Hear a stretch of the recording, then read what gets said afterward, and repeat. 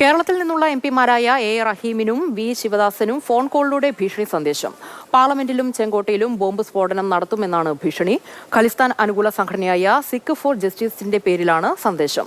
ഖലിസ്ഥാൻ അനുകൂലമല്ലെങ്കിൽ വീട്ടിലിരിക്കാൻ എംപിമാർക്ക് മുന്നറിയിപ്പ്. ഇരുവരുടെയും പരാതിയിൽ ഡൽഹി പോലീസ് അന്വേഷണം തുടങ്ങി.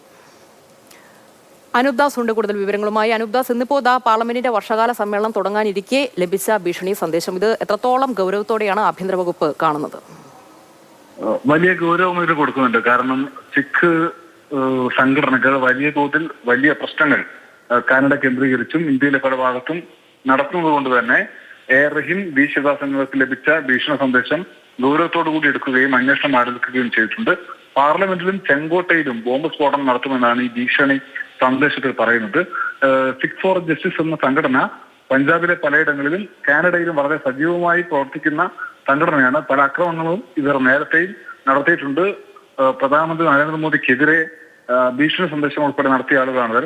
എന്തായാലും വി ശിവദാസനും എ റഹീമും ഡൽഹി പോലീസിൽ പരാതി നൽകി അവരുടെ മൊഴി രേഖപ്പെടുത്തിയിട്ടുണ്ട്. അന്വേഷണം ആരംഭിച്ചിട്ടുണ്ട്.